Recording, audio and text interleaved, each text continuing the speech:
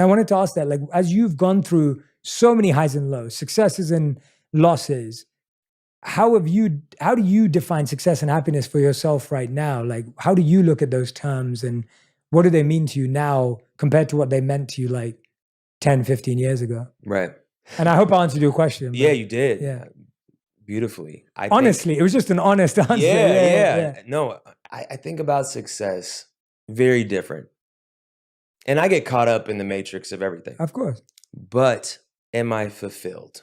Happiness is fleeting, right? The more we try to grab onto it, the further it gets. Do I have sustained fulfillment? Do I have meaning? Do I have purpose? Do I have a life that is worth living? Do I feel excited to wake up most days? Am I engaged with my kids? All of those things, that to me is what success feels like today. Now, I also have a business. I have multiple businesses, and I like to win. Mm-hmm. I'm a competitive person. Me too, I get that. I do like to win. Now, winning, I think, is a tricky thing, right? Because oftentimes we never know what's in store. I might drive away from here and crash down the hill and that's it. You don't know. Yeah. And I think about, what I want. The last two singles that you've mentioned, I thought that they were really great pieces of art. Thought that they were, had potential for chant. It's like, it's got this anthemic hook and, it's got a feature that people know and I'm rapping really well and the beat gets really big. Hasn't performed well commercially. Maniac sounds like something that could be on the radio and, it kind of is, but it's bubbling slowly, but it's not really streaming well. All these things, I have a team of people that are trying to figure out, that we're trying to figure out why this worked, why this didn't work. And I realize that the universe it's already been written. I believe that what's supposed to be will be. And when I can get in that place of acceptance that regardless of what happens with Chance, regardless of what happens with Maniac or the next single or my album and how many first week sales it does and YouTube numbers and if I grow my TikTok audience, all of that is not happiness. It is completely separate. Mm-hmm. And if I get too caught up in that, like you're saying, if I get too caught up in that world, then I cannot truly be fulfilled and have meaning in my spiritual life, which is where the true, I'm just okay. I'm just okay with what is. Yeah. And I don't control it.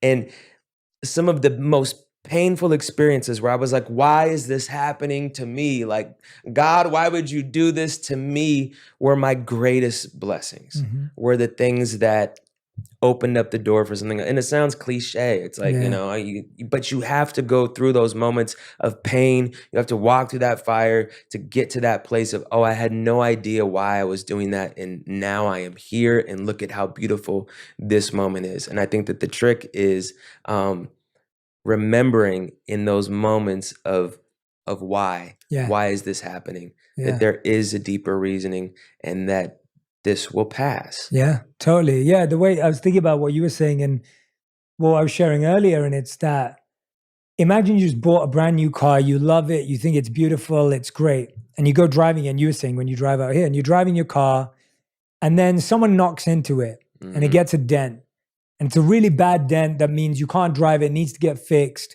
it needs to get sorted out. Now, when I get out of that car and I get into bed that night, if I'm thinking I'm dented, that's just inaccurate. The truth is something I have, something I care about is dented and that needs to be fixed. Right. But I'm not dented because my car's dented. I'm not damaged because my car's damaged.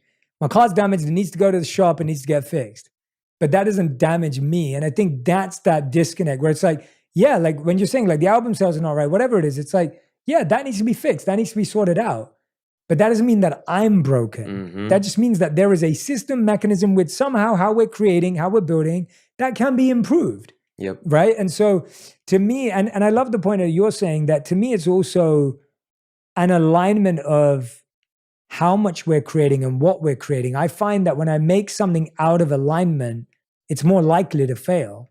When I make something from a place of, I'm making this because I really believe in it. I care about it. I've actually focused on getting good at it. And now I'm putting it out there.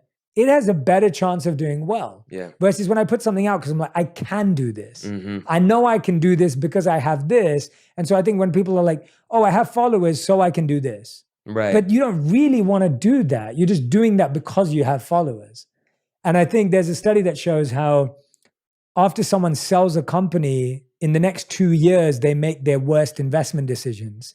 Why? Because now they have money. Yep. So they make bad investment decisions. When you didn't have money, you made better investment decisions because you were so careful and so thoughtful about it. Yeah. And so I find like sometimes abundance leads to stupidity because abundance needs to be treated with love and respect as opposed to with abandon and wastage. Yeah.